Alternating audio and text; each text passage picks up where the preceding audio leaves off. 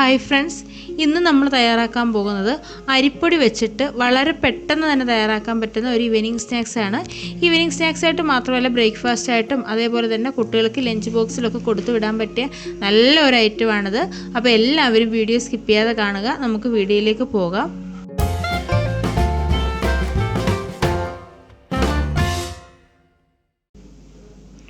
ഇതിനു വേണ്ടി ആദ്യം തന്നെ ഞാൻ കുറച്ച് വെള്ളം ഒന്ന് തിളപ്പിച്ചെടുക്കുന്നുണ്ട്.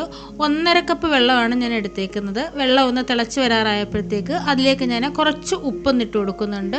അതിൻ്റെ കൂടെ തന്നെ 1 ടീസ്പൂൺ നെയ്യും കൂടി ചേർത്ത് കൊടുക്കുന്നുണ്ട്. നന്നായിട്ടൊന്ന് ഇളക്കി ചേർത്ത് കൊടുത്ത ശേഷം ഈ വെള്ളം നമുക്ക് നന്നായിട്ടൊന്ന് തിളപ്പിച്ചെടുക്കണം. ഇനി ഇതിലേക്ക് കുറച്ച് അരിപ്പൊടി ചേർത്ത് കൊടുക്കാം. 1 കപ്പ് അരിപ്പൊടിയാണ് ഞാൻ എടുത്തേക്കുന്നത്. 1 കപ്പ് അരിപ്പൊടിക്ക് നമ്മൾ 1.5 കപ്പ് വെള്ളമാണ് വെച്ച് കൊടുക്കേണ്ടത്. അരിപ്പൊടി എടുത്ത അതേ ഗ്ലാസ്സിന് തന്നെ അളന്നാണ് ഞാൻ വെള്ളം എടുത്തേക്കുന്നത്. അങ്ങനെ എടുക്കുകയാണെങ്കിൽ കറക്റ്റായിട്ട് തന്നെ കിട്ടും കേട്ടോ. പിന്നെ ചില പൊടിയുടെ വ്യത്യാസം അനുസരിച്ച് വെള്ളത്തിൻ്റെ അളവ് അങ്ങോട്ടും ഇങ്ങോട്ടൊക്കെ മാറാൻ ചാൻസ് ഉണ്ട്. അത് കുഴപ്പമില്ല. നമ്മൾ ഈ രീതിയിൽ എടുക്കുന്നതുകൊണ്ട് തന്നെ ഒരു കുഴപ്പവുമില്ലാതെ നല്ല രീതിയിൽ തന്നെ നമുക്ക് മിക്സ് ചെയ്യാനായിട്ട് പറ്റും. അതുപോലെ തന്നെ ഞാൻ എടുത്തേക്കുന്ന ഈ അരിപ്പൊടി എന്ന് പറയുന്നത് നമ്മൾ സാധാരണ കടയിൽ നിന്നൊക്കെ മേടിക്കുന്ന അപ്പത്തിനും ഇടിയപ്പത്തിനും ഒക്കെ ഉപയോഗിക്കുന്ന പൊടിയാണ് കേട്ടോ. നമ്മൾ ഈ രീതിയിൽ വെള്ളം തിളപ്പിച്ച ശേഷം വെള്ളത്തിലേക്ക് പൊടിയിട്ട് കൊടുക്കുകയാണെങ്കിൽ നമുക്ക് നല്ല രീതിയിൽ തന്നെ ഇത് മിക്സ് ചെയ്തെടുക്കാൻ പറ്റും. കൈയൊന്നും പൊള്ളുകയില്ല. നമ്മൾ വെള്ളം തിളപ്പിച്ച ശേഷം അരിപ്പൊടിയിലേക്ക് ഇട്ട് കൊടുക്കുകയാണെങ്കിൽ നമുക്കിത് മിക്സ് ചെയ്തെടുക്കാനൊക്കെ ഭയങ്കര ബുദ്ധിമുട്ടായിരിക്കും.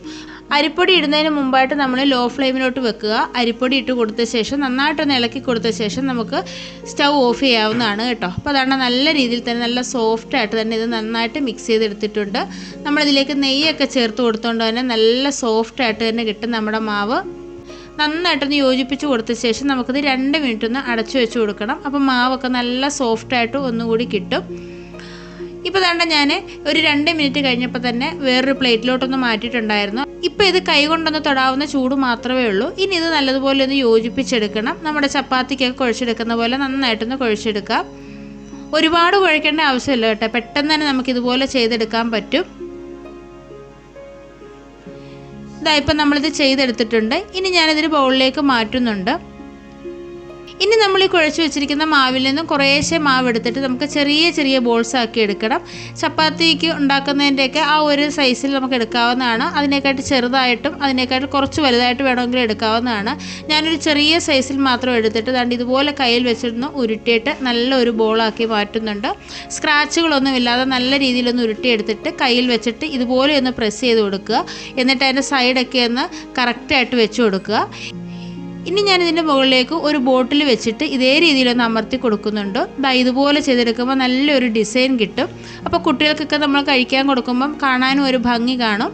ഇതേ രീതിയിൽ തന്നെ നമുക്ക് എല്ലാം ഒന്ന് ചെയ്തെടുക്കാം. കയ്യിൽ വെച്ചിട്ട് ഇതേപോലെ ഒന്ന് ഉരുട്ടിയ ശേഷം സൈഡൊക്കെ ഒന്ന് കറക്റ്റായിട്ടൊന്ന് വെച്ച് കൊടുത്തിട്ട് ഇതുപോലെ പതുക്കെ ബോട്ടിൽ വെച്ചിട്ട് ഒന്ന് അമർത്തി കൊടുക്കുക. ഒരുപാട് അമർത്തരുത് കേട്ടോ. ആ മുകൾ വശം മാത്രം ഒന്ന് വെച്ച് കൊടുത്തിട്ട് ചെറുതായിട്ടൊന്ന് റൊട്ടേറ്റ് ചെയ്യുക. അപ്പോൾ അതാണ്ട് ഈ ഒരു ഷേപ്പിൽ കിട്ടും. അപ്പോൾ ബാക്കിയുള്ളത് കൂടി നമുക്ക് ഇതേപോലെ തന്നെ ചെയ്തെടുക്കാം. ഇതാ കണ്ടില്ലേ, നമ്മളെല്ലാം ഇവിടെ ചെയ്തെടുത്തിട്ടുണ്ട്. ഇനി ഇത് നമുക്കൊന്ന് സ്റ്റീം ചെയ്തെടുക്കണം. അപ്പോൾ സ്റ്റീം ചെയ്യാൻ ആവശ്യമായിട്ടുള്ള വെള്ളം ഞാൻ അടുപ്പത്ത് വെച്ചിട്ടുണ്ട്. ഒന്ന് തിളയ്ക്കാറായി വന്നിട്ടുണ്ട്. അതിലേക്ക് ഞാനൊരു സ്റ്റാൻഡും വെച്ച് കൊടുത്തിട്ടുണ്ട്. ഇനി നമ്മൾ തയ്യാറാക്കി വെച്ചിരിക്കുന്നത് ഇതിൻ്റെ മുകളിലേക്ക് വെച്ചിട്ട് നമുക്കിതൊന്ന് കുക്ക് ചെയ്തെടുക്കണം. 8 മിനിറ്റൊക്കെ ആകുമ്പോഴേക്ക് ഇത് നല്ല രീതിയിൽ തന്നെ കുക്കായിട്ട് കിട്ടും. ഇടയ്ക്കൊന്ന് നമുക്കൊന്ന് ചെക്ക് ചെയ്യാവുന്നതാണ്. കണ്ടില്ലേ, ഒരു 8 മിനിറ്റ് ആയപ്പോൾ തന്നെ ഇത് നന്നായിട്ട് വെന്ത് വന്നിട്ടുണ്ട്. നമ്മളിത് കനം കുറച്ച് ചെയ്തുകൊണ്ട് തന്നെ പെട്ടെന്ന് തന്നെ വെന്ത് കിട്ടും. ചൂടൊക്കെ ഒന്ന് ആറി വന്നപ്പോൾ ദാണ്ട് ഇതൊന്ന് കയ്യിൽ നിന്ന് ഒട്ടിപ്പിടിക്കാത്ത ആ ഒരു രീതിയിൽ വന്നിട്ടുണ്ട്. ഒന്ന് തണുക്കാനായിട്ട് മാറ്റി വെക്കുക. അതിന് ശേഷം മാത്രമേ നമ്മൾ ഇതുപോലെ എടുക്കാവൂ കേട്ടോ. അപ്പോൾ ഇത് നമുക്ക് സൈഡിലോട്ടൊന്ന് മാറ്റി വെക്കാം. നമുക്ക് വേറെ കുറച്ച് കാര്യങ്ങളോടൊന്ന് ചെയ്യാനായിട്ടുണ്ട്.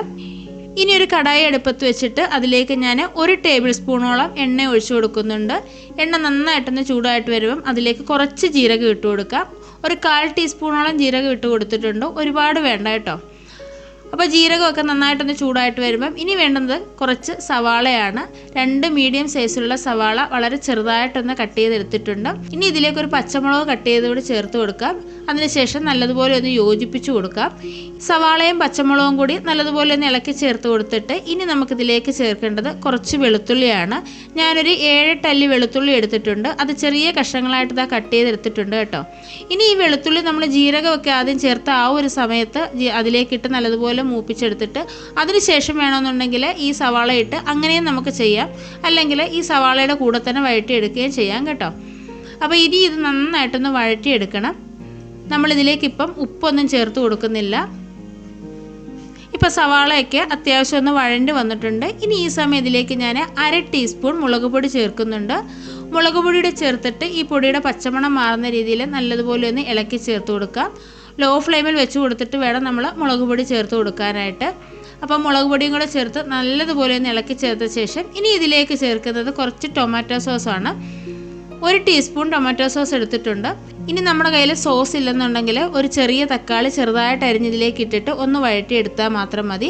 അതിൻ്റെ കൂടെ തന്നെ 1/4 ടീസ്പൂണോ 1/2 ടീസ്പൂണോ പഞ്ചസാരയും കൂടെ ചേർത്ത് കൊടുക്കുക. ഒരുപാട് പഞ്ചസാര ചേർക്കരുത് കേട്ടോ, ആ മധുരം മുന്നിട്ട് നിൽക്കരുത്.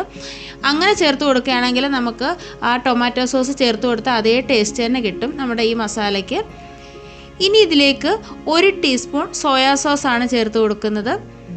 സോയാ സോസും ടൊമാറ്റോ സോസും എല്ലാം കൂടെ ആകുമ്പോൾ നല്ലൊരു ടേസ്റ്റ് ആയിരിക്കും നമ്മൾ ഈ ചെയ്തെടുക്കുന്നതിന് കേട്ടോ. സോയാ സോസും കൂടെ ചേർത്ത് നല്ല രീതിയിലൊന്ന് ഇളക്കി ചേർത്തിട്ട് ഇതിലേക്ക് നമുക്ക് കുറച്ച് ഉപ്പൊന്ന് ഇട്ട് കൊടുക്കാം. ഒരുപാട് ഉപ്പിട്ട് കൊടുക്കരുത്, കാരണം ടൊമാറ്റോ സോസിലും സോയാ സോസിലും ഒക്കെ ഉപ്പുള്ളത് കൊണ്ട് തന്നെ വളരെ കുറച്ച് ഉപ്പ് മാത്രം ഇട്ട് കൊടുക്കുക. ഇനി ഇതിലേക്ക് നമ്മൾ നേരത്തെ തയ്യാറാക്കി വെച്ചിരിക്കുന്നത് ഓരോന്നായിട്ട് ഇട്ട് കൊടുക്കുക. ഇതേ രീതിയിൽ നമ്മൾ തയ്യാറാക്കി എടുക്കുമ്പോൾ നല്ലൊരു ടേസ്റ്റാണ് ഈ പലഹാരത്തിന് കേട്ടോ. കുട്ടികൾക്ക് കഴിക്കാനായാലും അതുപോലെ മുതിർന്നവർക്കായാലും ഏത് സമയത്ത് കഴിക്കാൻ പറ്റിയ നല്ല ഒരു സ്നാക്കാണിത്.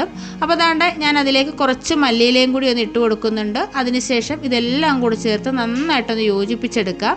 മസാലയൊക്കെ പിടിക്കുന്ന രീതിയിൽ നന്നായിട്ടൊന്ന് യോജിപ്പിച്ചെടുക്കണം. ഒരുപാട് ഡ്രൈ ആയി പോകരുത്. ഡ്രൈ ആയി പോകുന്നെന്ന് തോന്നുവാണെങ്കിൽ നമ്മൾ ആദ്യം തന്നെ ആ മസാലയിലേക്ക് 1-2 ടീസ്പൂൺ വെള്ളം ചേർത്ത് കൊടുക്കാവുന്നതാണ്. ഒരുപാട് വെള്ളമാകരുത് കേട്ടോ. എന്നിട്ട് ഇതാണ്ട് നല്ല രീതിയിൽ ഇതുപോലൊന്ന് മിക്സ് ചെയ്ത് കൊടുത്താൽ മതി. നന്നായിട്ടൊന്ന് മിക്സ് ചെയ്ത് കൊടുത്ത ശേഷം നമുക്കിത് 2 മിനിറ്റ് ഒന്ന് അടച്ചു വെച്ച് കൊടുക്കണം. അപ്പോൾ ആ മസാലയൊക്കെ നന്നായിട്ട് പിടിച്ച് കിട്ടും. അതിനുശേഷം നമുക്ക് ഇത് സെർവ് ചെയ്യാവുന്നതാണ്. നല്ല സൂപ്പറായിട്ടുള്ളൊരു സ്നാക്കാണ്. എല്ലാവരും ഇതേപോലെ ഒന്ന് ചെയ്ത് നോക്കണം. ഒരു വട്ടം കഴിച്ചാൽ തന്നെ നമുക്ക് വീണ്ടും വീണ്ടും ഇതുണ്ടാക്കി കഴിക്കാൻ തോന്നും, അത്രയ്ക്ക് ടേസ്റ്റാണ്. നമ്മൾ ഇതേപോലെ മസാലയിലൊക്കെ തയ്യാറാക്കിയത് കൊണ്ട് തന്നെ ഇതിന് പ്രത്യേകിച്ച് കറികളുടെ ആവശ്യമൊന്നുമില്ല. അതാ കണ്ടില്ലേ, നല്ല സൂപ്പറായിട്ട് കിട്ടിയിട്ടുണ്ട്. ഇനി ഇത് നമുക്ക് സ്റ്റൗ ഓഫ് ചെയ്ത് കൊടുത്ത ശേഷം 2 മിനിറ്റ് ഒന്ന് അടച്ചു വെച്ച് കൊടുക്കാം. ഇതാ 2 മിനിറ്റ് കഴിഞ്ഞപ്പോൾ തന്നെ ഞാനിത് പ്ലേറ്റിലേക്ക് മാറ്റുന്നുണ്ട്. കാണാൻ തന്നെ എന്താ ഭംഗി. കുട്ടികൾക്കായാലും മുതിർന്നവർക്കായാലും ഒക്കെ ഇഷ്ടപ്പെടുന്ന നല്ലൊരു സ്നാക്കാണ്. വളരെ പെട്ടെന്ന് തന്നെ തയ്യാറാക്കാൻ പറ്റുന്നതാണ് കേട്ടോ. അപ്പോൾ എല്ലാവരും ഇതേപോലെ ഒന്ന് ചെയ്തു നോക്കുക. നിങ്ങൾക്ക് എല്ലാവർക്കും ഇന്നത്തെ വീഡിയോ ഇഷ്ടമായെന്ന് വിചാരിക്കുന്നു. വീഡിയോ ഇഷ്ടമായിട്ടുണ്ടെങ്കിൽ ലൈക്ക് ചെയ്യാനും ഷെയർ ചെയ്യാനും കമൻറ്റ് ചെയ്യാനും അതേപോലെ തന്നെ നമ്മുടെ ചാനൽ സബ്സ്ക്രൈബ് ചെയ്യാത്തവരായിട്ട് ആരെങ്കിലും ഉണ്ടെങ്കിൽ ഒന്ന് സബ്സ്ക്രൈബ് ചെയ്ത് സപ്പോർട്ട് ചെയ്യാനും മറക്കരുത്. അപ്പോൾ അടുത്തൊരു വീഡിയോയുമായിട്ട് വളരെ പെട്ടെന്ന് തന്നെ കാണാം. അതുവരേക്കും ബൈ. Thank you.